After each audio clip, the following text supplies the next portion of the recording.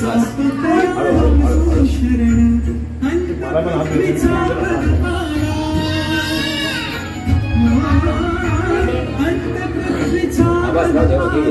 नारळाच्या खाली घंटी खाली काढ बाबा जातो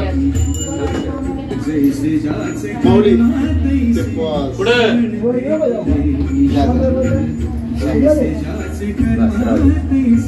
आता हे सगळं काढ बाजूला याच्यात अक्षता घे अक्षते भरपूर घे जाम झालं ओम श्रीमद महागणपतये नमो नमः नमस्कारोमी नमस्कारोमी नमस्कारोमी. आता ते वाहिलेलं सगळं उचलायचं आणि उत्तर दिशेला ठेवायचं. सुपारी सोडून बाकी उचलायचं. अगं ते म्हणजे वाहिलेलं फुलं म्हणा आणि त्या उत्तर दिशा इकडे. बर. ओम श्रीमद महागणपतये नमो नमः. उत्तर निर्माल्यम सृजामी च समर्पयामी. परत शुद्ध पाण्याची आंघोळ घालायची. गंगेचे मुनीचे व गोदावरी नर्मदा सरस्वती सिंधू कावेरी जलस्मेन सन्निध कुरुः. ओम श्रीमद महागणपतये नमो नमः. हातामध्ये थोड्याशा अक्षता घ्यायच्या. अक्षता जिथून सुपारी उचलली तिथे व्हायच्या. ओम श्रीमद महागणपतये नमो नमः. अक्षतापनार्थे अक्षतानां समर्पयामी. सुपारी स्वच्छ करायची आणि तिथे ठेवायची. ओम श्रीमद स्वच्छ करायची ह्याने पुसायचं. ओम श्रीमद महागणपतये नमो नमः. प्रणमाद्यो श्री महागणपती देवता प्रीत्यर्थम स्थापनां समर्पयामी अक्षतानां समर्पयामी. आता गंधगुळी लावायची भगवंताला. गणपतीला गंधगुळी लावायची पाण्यामध्ये हे करून. ओम श्रीमद महागणपतये नमो नमः. तसे केले हे पाणी तर बोट बुडवले मधलं बोट पाण्यात बुडव म्हणजे हा ह्याच्यावर हे करायची की लावायची. ओम श्रीमद महागणपतये नमो नमः. विलेपनार्थी चंदनं च समर्पयामी. विलेपनार्थी चंदनं च समर्पयामी. हळदी कुंकू अक्षता व्हायच्या. मगाशी मी ते कापूस ठेवला होता तो कापूस समर्पयामी. ओम भूर्भुवः स्वाहा. महागणपतये नमः. ह्याला हळदी कुंकू लावायचं आणि ते वस्त्र व्हायचं. ओम भूर्भुवः स्वाहा. महागणपतये नमो नमः. वस्त्रादि वस्त्रम कार्परादि वस्त्रम समर्पयामी. 2 वस्त्र गणपतीला व्हायची समर्पित करायची. हळदी कुंकू लावायचं आणि ते वस्त्र व्हायचं. ओम भूर्भुवः स्वाहा. महागणपतये नमो नमः. सर्वोपचारात वस्त्रादि वस्त्र कार्परादि वस्त्र समर्पयामी. ओम भूर्भुवः स्वाहा. महागणपतये नमो नमः. वस्त्रादि वस्त्रम कार्परादि वस्त्रम समर्पयामी. वा वस्त्र. ओम भूर्भुवः स्वाहा. महागणपतये नमो नमः. वस्त्रादि वस्त्रम कार्परादि वस्त्रम समर्पयामी. हातामध्ये अक्षता घ्यायच्या. ओम भूर्भुवः स्वाहा. महागणपतये नमो नमः. यज्ञोपवीतम समर्पयामी. अक्षता व्हायच्या. नमस्कार करायचा. गणपतीला प्रार्थना करायची. ओम श्रीमद महागणपतये नमो नमः. प्रार्थनापूर्वकम नमस्कारोमी. अगरबत्तीने ओवाळायचं आहे. ओम भूर्भुवः स्वाहा. महागणपतये नमो नमः. धूपम दर्शयामी. दीपम दर्शयामी. दिव्याने ओवाळायचं. नमस्कार करायचा. आवाहनम न जानामी न जानामी तवार्चनम. पूजा चैवन जानामी क्षमस्व परमेश्वरम. घंटी वाजवायची. ओम भूर्भुवः स्वाहा. महागणपतये नमो नमः. घंटानादम कुर्वयांत. ओम श्रीमद महागणपतये नमो नमः. घंटानादम कुर्वयांत. आणि ती जुडी व्हायची. हे नमः. अमेयात्मने नमः. सर्व योग विन्नीहि श्रुताय नमः. वसवे नमः. वसुमनसे नमः. सत्याय नमः. समात्मने नमः. संमिताय नमः. समाय नमः. अमोघाय नमः. पुंडरीकाक्षाय नमः. रोषकर्मणे नमः. रोषकृतये नमः. रुद्राय नमः. बहुशिरसे नमः. बभ्रवे नमः. विश्वयोनये नमः. शुचिस्रवसे नमः. अमृताय नमः. शाश्वतस्थानवे नमः. वराहरोहाय नमः. महातपसे नमः. सर्वगाय नमः. सर्वविध भानवे नमः. विश्वकसे नमः. चतुर्व्यूहाय नमः. चतुर्द्रष्टाय नमः. चतुर्भुजाय नमः. चतुर्भुजाय नमः. भाद्रिष्णवे नमः. भोजनाय नमः. भोक्त्रेय नमः. सहिष्णवे नमः. जगदादेजाय नमः. अनघाय नमः. विजयाय नमः. जेत्रे नमः. विश्वयोनये नमः. पुनर्वसवे नमः. थोडंसं पाणी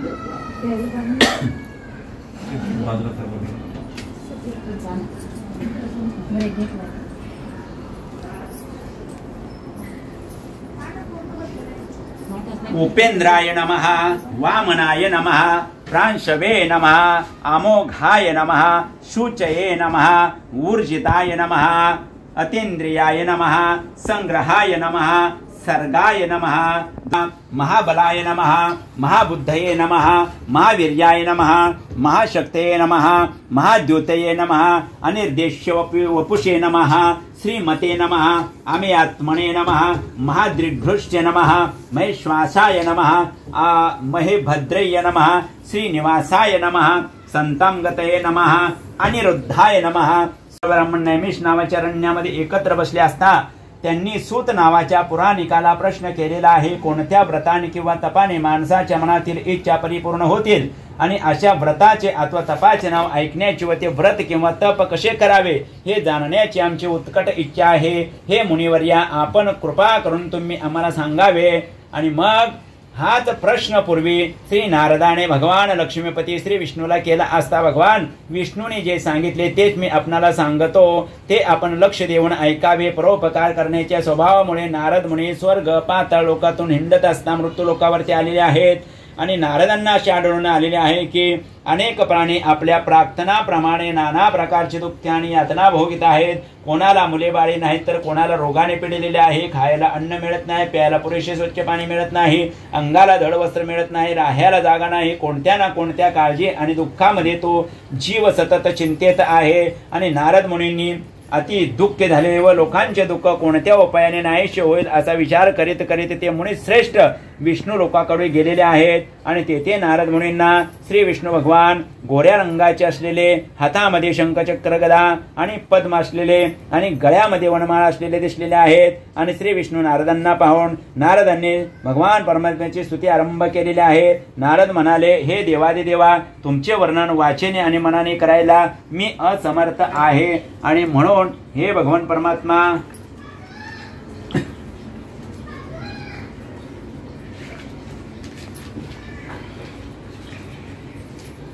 हे भगवंता, तुमच्या रूपाला आणि शक्तीला अंत नाही. हे देवा, तू आधी म्हणजे प्रारंभ, मध्य आणि अंत याच्याहून निराळा आहेस, तू निर्गुण आहेस. आणि अशा प्रकारे भगवंताचं नारदांनी अतिशय भक्तिभावाने स्तुती केलेली आहे. आणि नारदांनी केलेले गुणगान ऐकल्यानंतर भगवंत म्हणू लागले, हे वत्सा नारदा, तुझ्या मनामध्ये नक्की काय आहे आणि तू माझ्याकडे का वर आलेला आहेस आणि ते मला कृपा करून सांग. आणि तो महाभक्त असल्याने मी तुला सगळं काही सांगेन. तेव्हा नारद महर्षी म्हणाले, मृत्यू लोकात माणसं अनेक प्रकारचे दुःखे भोगीत असून शिवाय त्यांना नाना योनीमध्ये प्राणी सुद्धा प्रारब्धाप्रमाणे दुःख यातनेमध्ये पडत आहेत. नारद म्हणाले, भगवंता नारायणा, अगदी लहानशा आणि सोप्या उपायाने ह्या पृथ्वीतलावरील प्राण्यांचे संकट आणि दुःख कशा प्रकारे दूर होईल आणि ते कसे सुखी होईल हे कृपा करून तुम्ही मला सांगावे. आणि श्री विष्णू भगवंत म्हणाले, जगाचे भले व्हावे आणि म्हणून ही गोष्ट तुम्हाला विचारलेली आहेस. हे फार उत्तम केलेलं आहेस. ज्या उपायामुळे मनुष्य मोह माया इत्यादी पासून सावध होतो असा उपाय ऐक. हे नारदा, तुझ्यावर माझे अत्यंत प्रेम असल्यामुळे स्वर्ग, मृत्यू म्हणजे पृथ्वी यांच्यामध्ये जे व्रत आजपर्यंत करता येत नव्हते पण ते अत्यंत पुण्यकारक, ते मी तुला आता उघड करून सांगतो. ह्या व्रताचे नाव श्री सत्यनारायण असे आहे. हे सत्यनारायणाचे व्रत व्यवस्थित रीतीने केल्यानंतर मनुष्य ताबडतोब लवकरात लवकर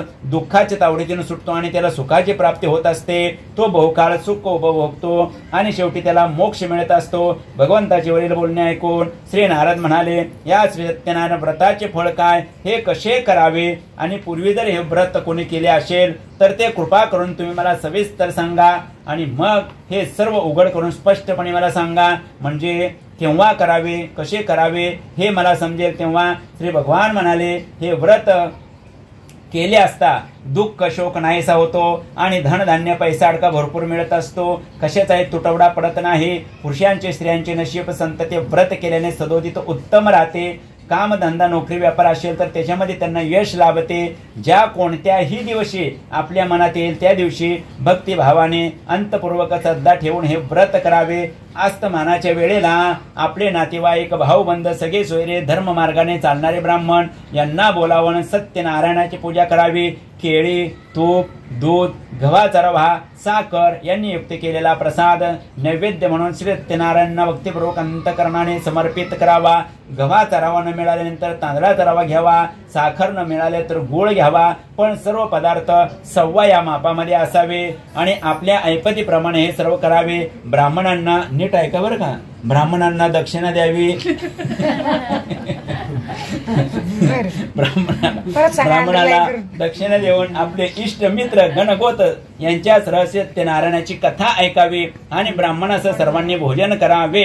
देवाचा प्रसाद सेवन करून देवापुढे गायन करावे. मंदिर वगैरे जर असेल तर त्या ठिकाणी पूजा केल्यानंतर सत्यनारायण भगवंताचं स्मरण करीत आपल्या घरी जावे. अशा रीतीने भक्तिभावाने एकनिष्ठेने सत्यनारायणाचे व्रत केल्यास प्राणी मात्रांच्या सर्व ताबडतोब इच्छा पूर्ण होतात. आणि सध्याच्या कलियुगामध्ये दुःख नाहीसे करण्यासाठी आणि सुखाची प्राप्ती करून घेण्यासाठी सत्यनारायणाचं व्रत अतिशय महत्वाचं आहे. अशा प्रकारे रेवाखंडातील सत्यनारायण कथेचा प्रथम अध्याय या ठिकाणी परिपूर्ण झालेला आहे. त्यामुळे तो पैसा अडका संतती वगैरे सर्व सुख उपभोगून शेवटी सत्यनारायणच्या नगरीला म्हणजेच वैकुंठाला प्राप्त झालेला आहे. अशा प्रकारे रेवाखंडातील सत्यनारायण कथेचा दुसरा अध्याय या ठिकाणी परिपूर्ण झालेला आहे. हरे नमः हरे नमः हरे नमः पुंडलीक श्री ज्ञानदेव तुकाराम पंढरनाथ भगवान की जय. माऊली ज्ञानेश्वर महाराज की जय. जगद्गुरु संत तुकाराम महाराज की जय. कृष्ण भगवान की जय. देवदत्त भगवान की जय. श्री सत्यनारायण भगवान की जय. सूत महाराज सांगतात, मी आता आणखी एक गोष्ट सांगतो ऐका. पूर्वी उल्कामुख नावाचा एक राजा होता आणि तो आपली इंद्रिय ताब्यात ठेवणारा आणि खरे बोलणारा होता. तो रोज देवदर्शनासाठी जात असे आणि ब्राह्मण गायींना वगैरे दानधर्म करून त्यांना आनंदित करीत असे. या उल्कामुख राजाच्या राणीचे नाव आहे भद्रशिला. ती तरुण आणि रूपवान असून ती दोघे नदीच्या तीरावरती पूर्वी ठरल्याप्रमाणे सत्यनारायणाचे व्रत करीत होते. तेथे साधू नावाचा वैश्यवाणी आलेला आहे. त्याच्यापाशी व्यापाराच्या सर्व जिन्स आहेत, पैका वगैरे आहे. त्यांनी आपली नाव त्या ठिकाणी नांगरलेली आहे आणि राजाकडे येऊन तो राजाला मोठ्या नम्रपणे विचारत आहे, महाराज आपण कुठले बरे हे व्रत करत आहात आणि व्रत केल्यानंतर आपल्याला काय फायदा होत असतो आणि हे जाणण्याची माझी फार इच्छा आहे. तेव्हा राजा म्हणाला, हे साधुवानी, मी ज्याला कशाची तुलना नाही अशा महान तेजस्वी भगवान श्री विष्णूची पूजा करीत आहे आणि म्हणूनच माझे आप्तवर्ग स्नेही यांना आमंत्रण दिले आहे. या पूजेला संपूर्ण विधी केल्यानंतर आपल्या मनातील सर्व इच्छा परिपूर्ण होत असतात. मुलगा हवा असेल, पैसा हवा असेल अथवा इतर कुठल्याही इच्छा आपल्या ह्या व्रताने पूर्ण होत असतात. राजाचे बोलणे ऐकल्यानंतर वाणी म्हणाला, हे महाराज, मला या व्रताची सगळी माहिती सांगावी आणि मी आपण सांगाल त्याप्रमाणे या संपूर्ण विधी करेन, कारण मला देखील संतती नाही आणि या व्रताच्या विधीने मला संतती होईल असा मला मात्र विश्वास वाटू लागलेला आहे. असे म्हणून राजाकडून संपूर्ण व्रताची हकीकत माहिती घेऊन तो साधवाने आपल्या व्यापारासाठी परदेशाला न जाता तो आपले गलबत माघारी फिरवलेला आहे आणि आपल्या गावाकडे तो आलेला आहे. आणि घरी येताच्या साधू वैश्याने आपल्या पत्नीला संतती देणाऱ्या व्रताची हकीकत सांगून ज्यावेळी भगवान परमात्मा आपणाला संतती देईल त्यावेळेला आपण सत्यनारायणाचे व्रत करू असे तो साधुवाने आपल्या लीलावती नावाच्या पत्नीला म्हणू लागलेला आहे. पत्नी लीलावती आपला पतीची सेवा करीत होती आणि आपल्या पतीबरोबर आनंदाने एकचित्ताने मनाने आणि शरीराने राहत असताना तिला भगवान परमात्मा सत्यनारायण प्रभूच्या कृपेने दिवस गेलेले आहेत आणि 10व्या महिन्यामध्ये म्हणजे 9 दिवस 9 महिने पूर्ण झाल्यानंतर तिला कन्या रत्नाचा लाभ झालेला आहे आणि शुद्ध पक्षातील चंद्राप्रमाणे ती दिवसेंदिवस मोठी होऊ लागलेली आहे.